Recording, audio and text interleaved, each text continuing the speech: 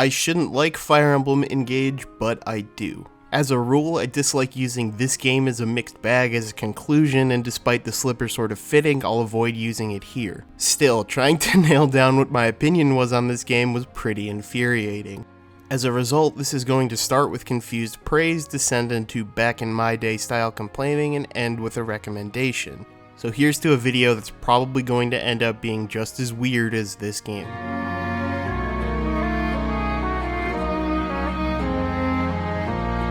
Let's get the big one out of the way early. This isn't really a follow-up to Three Houses, which was pretty obvious even from just the reveal trailer. It's instead more of a follow-up to Fire Emblem Awakening and Fates, which, yeah, is kind of personally disappointing, but we'll put that aside for the moment and not judge the game based on what it's not. We might come back to this later, I don't know, I'm only on paragraph 2 of writing this script.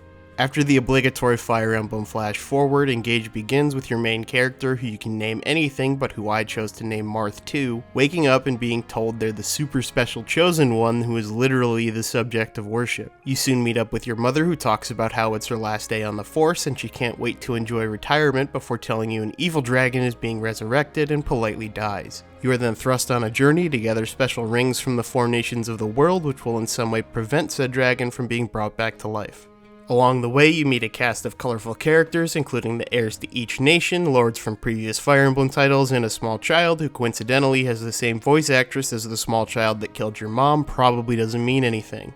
I'm not gonna sugarcoat it, the story is bad. There's a pretty large spectrum of bad for Fire Emblem stories, and this isn't as bad as the worst, but it's still pretty bad, especially when judged independently of the series. Even though it's not as bad as Fates, it does borrow some bad habits from it, namely the fact that everyone immediately and unconditionally worships the ground that the protagonist walks on.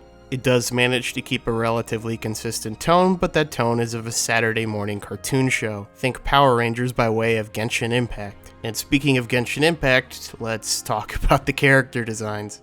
We can talk about the characters themselves too, I guess. I've seen a lot of people make comparisons with VTuber avatars, and I can't really disagree with that. It's unfair to put them all in the same bucket though. For every character who is just over the top for the sake of it, there's designs I really like the take on the series' staple red and green knights in the form of the stewards, or the deservingly over the top designs of the Solemn Royals, which give this opulent desert kingdom sort of vibe. But then there's stuff like this character who looks like Harley Quinn stuck her head in a pretzel machine.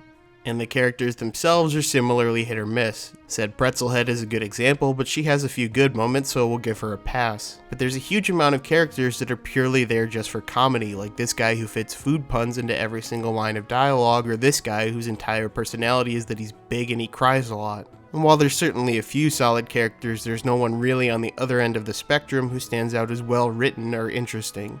The Royals come the closest, but even they just feel quirky for the sake of quirky sometimes, and dear God, this guy might be the worst character in the history of existence.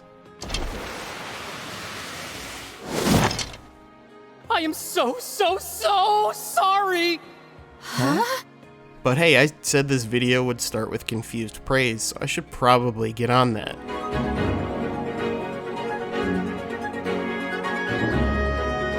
For the people who haven't dived into this series yet, here's a quick overview. Fire Emblem is a strategy RPG series whose closest equivalents are stuff like XCOM, Advance Wars, and Triangle Strategy.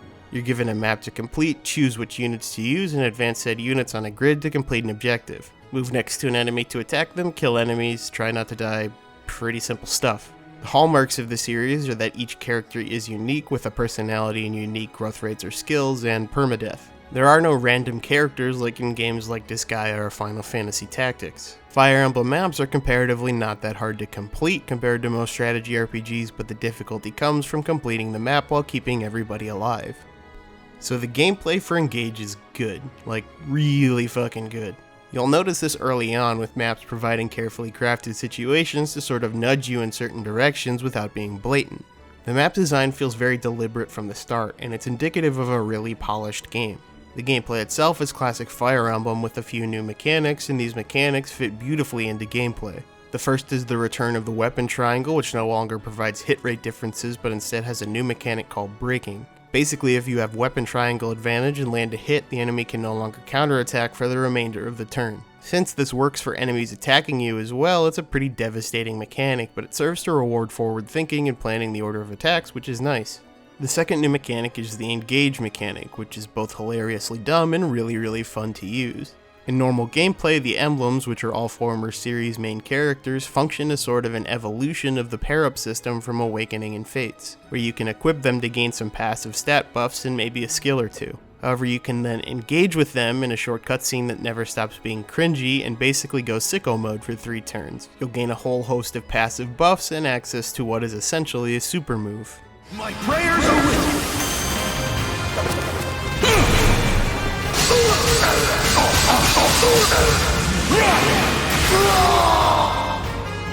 I hope you find peace. The engage mechanic isn't necessarily that fantastic on its own, but the way it's integrated into gameplay and the variety it allows for is near perfection. All of the lords have a distinct skill set that both calls back to their abilities in their own titles and enables some really interesting strategic options. You've got stuff like Sigurd, who can basically cross half the map when he's engaged, Ike, who can no longer dodge attacks but who takes reduced damage and can charge up a big ass AoE attack, Lyn, who will give speed every time you get a kill and allows you to attack twice without being countered once you hit certain speed thresholds, and Micaiah, who can heal the entire party at the cost of setting her own health to 1. There are 12 emblems in total and 2 more DLC emblems as of writing, and they all play pretty distinctly. Combine these with characters who also play pretty distinctly. A lot of characters have a personal class that only they can access, and there's also a pretty great variety of standard classes to choose from. All in all, the options afforded to you are pretty staggering while rolled out at a slow enough pace that you're never overwhelmed. More importantly than any of that though is just that they're really fun to use. It feeds into this sort of power fantasy, but it's limited in enough ways that most of the time you don't feel like it allows you to just breeze through levels, especially when you start facing some of the harder bosses. And honestly, I expected the balancing to be completely fucked, but that's not the case, at least on the 2 higher difficulties. It's not easy to give the player powerful tools but maintain a reasonable challenge, and while it's not perfect, it does a pretty admirable job.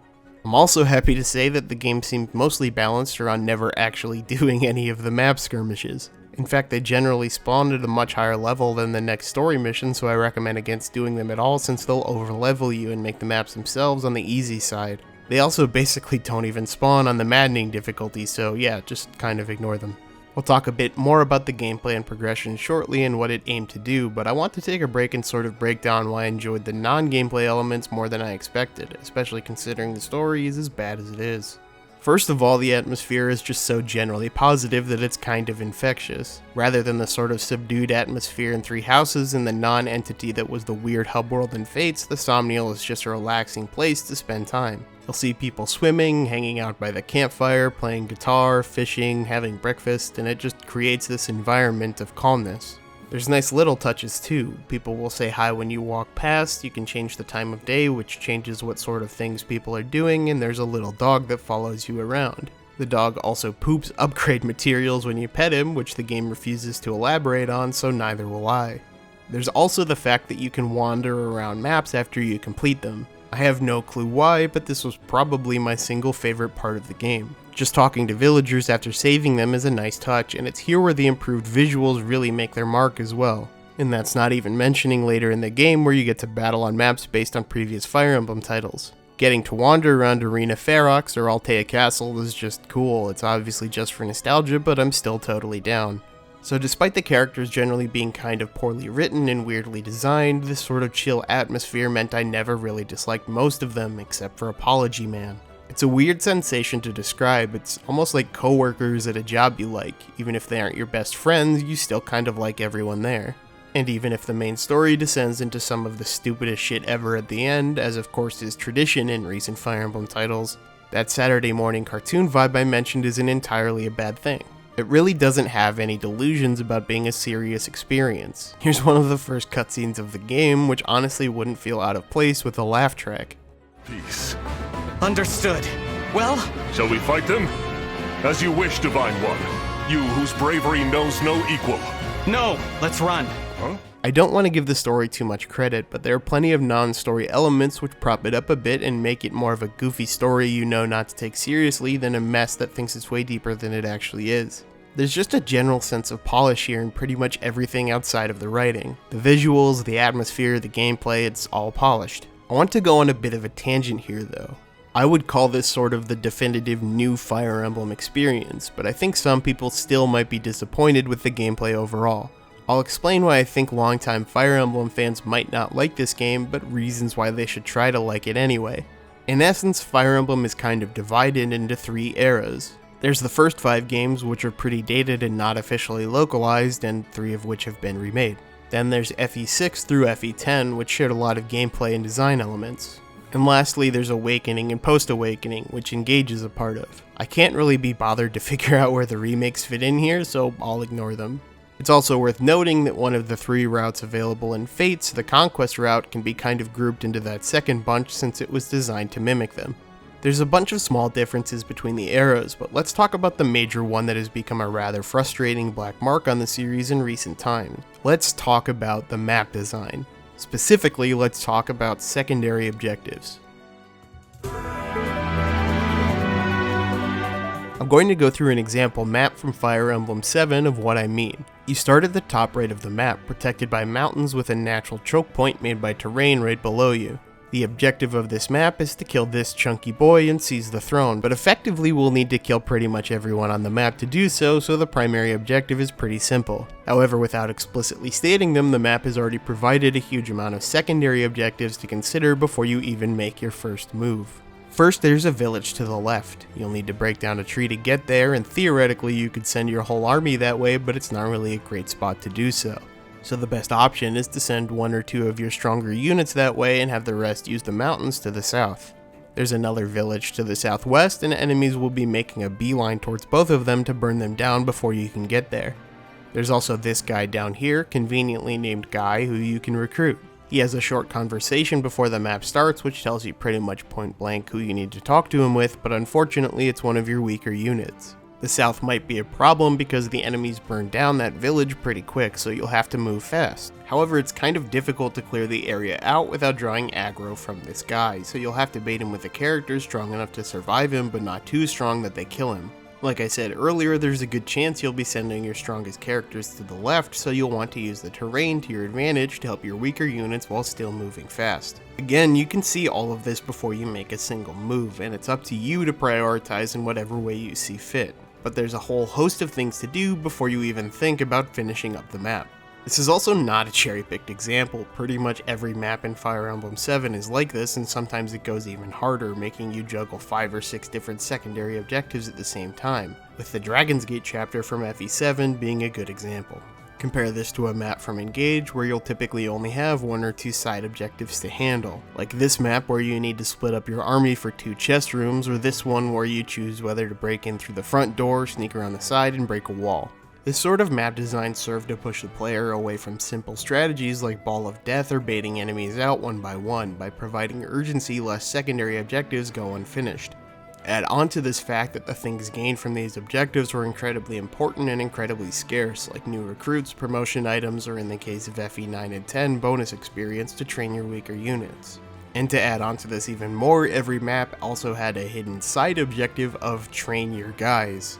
Outside of FE8, these games did not have a world map or map skirmishes, so training had to be done within the chapters themselves. While an experienced player doesn't really need to worry about it, most players will need to train up some of their weaker, growth-focused units to fill out their army, and not over-rely on characters that come in at a higher level or pre-promoted. The first playthrough I ever did of FE7, I fed way too much experience into these units and found myself just unable to power through and finish the game. I was also a kid, so I probably would have been able to salvage it if I wasn't busy being really stupid, but it's worth noting nonetheless. This sort of thoughtful map design doesn't make its way into the newer Fire Emblem titles, and it's kind of a shame. Three Houses especially marked a kind of low point for this aspect of the series, and Engage definitely made steps back in the right direction. While I think it's important to note that this has definitely become a consistent flaw in the series, it's equally important to talk about the things that newer titles have brought to the table, and how Engage has improved, streamlined, and expanded them. So to switch gears, let's talk about progression. Let's go back to that same comparison with FE7 and go over the RPG elements. You can level up to a max of 20, and if you're an unpromoted class, you can then promote and level again to 20.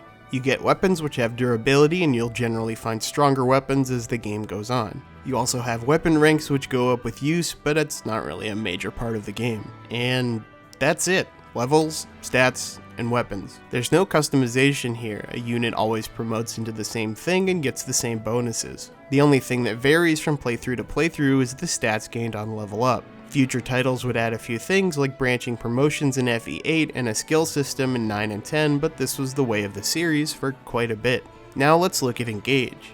You once again have the same 20/20 leveling system, although if you max out, you can reset back to level 1. You can change a character's class to any class of the same tier, assuming you have the weapon proficiency to do it. This will change a character's stats, cosmetic appearance in battle, growth rates, and once you get to promoted classes, there will be an associated skill with every class. These range from some movement options to powerful attacks with a % chance of triggering. Each character also has a unique personal skill which can factor into the reclassing options. Weapons no longer have durability and can be upgraded. There's standard upgrades which provide linear increases in power as well as the ability to transform it into a weapon one tier higher. Then there's the ability to engrave weapons, specializing them in ways like raising weight but upping damage or lowering damage but increasing crit chance. These options can pretty much always be found at shops within the Somniel, meaning you always have a lot of freedom to transform your weapons. Then there's the other big progression path in Engage, which is the emblems themselves. You level these up either through use or by using the crystals that the dog poops out, which I still refuse to elaborate on. As you level, the stat bonuses granted by the emblems will increase and you'll gain access to more of their unique weapons. On top of this, leveling them also gives access to a skill shop where you can buy passives to put on your character. While there's only 2 slots for each character, these passives can be genuinely game-changing, like the ability to move after attacking or huge power into void boosts. The higher level skills take longer to acquire, so you'll need to balance when you want to spend a character's skill points. You can also upgrade the unique weapons each emblem has individually, and you get access to a new batch of skills once you clear each emblem's side mission. And with all of that, keep in mind there's probably less customization in Engage than in Three Houses or Fates. It's just more streamlined than Three Houses and a lot more user-friendly than Fates. The point of this comparison is that this is the trade-off newer Fire Emblem titles have made, moving somewhat away from the strategy aspect and more towards the RPG aspect. While I understand the disappointment from people, I think they deserve credit for expanding this portion of the game, and with Engage, balancing and polishing it to a much higher standard. The in-battle strategic options may have decreased, but the out-of-battle options have increased exponentially. Put it all together and you end up with a game that feels like it's constantly evolving.